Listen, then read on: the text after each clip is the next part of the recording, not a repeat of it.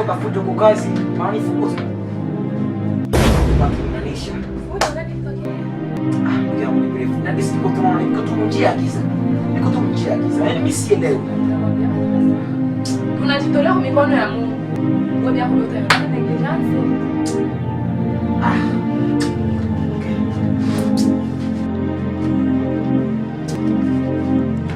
Asa unaenda?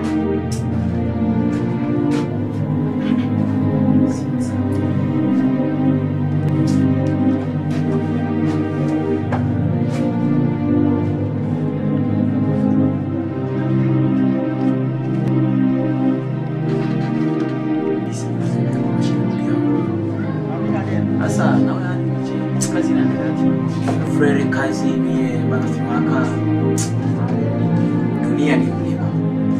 Ukipata usijivune. Kama nalipatia. Ana uwezo kulisoma mimi anapatia mwingine. Anatoka maana mimi nilikuwa napenda kutenda kwema. Ndio kusaidia watu sikini watu watanisaidia na mimi. Kiangu kazi inaharibikia, kazi inaharibika kabisa. Sasa unaona ndugu yangu. Kitu nataka nikwambie.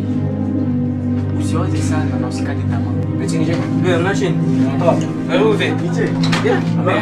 Msio ve. Karibu. Merci na Natoa tu hapa kaka. Wewe kwa kutembezi. Au tena lazima kusoma. niko hapa rafiki yangu. Ndio naongea sasa kujitayarisha. Sawa Betini. Tunatigesha kwa frère. Sawa. Maisha kila siku ina wakati. Usikate tamaa wala usizunike. Kwa sababu ndio wale najua alikupa ile kazi na ule Mungu tena ndio alifanya anipewa. Kila kitu kyote kiko na tabia yake. Kila kitu kyote kiko na wakati wake.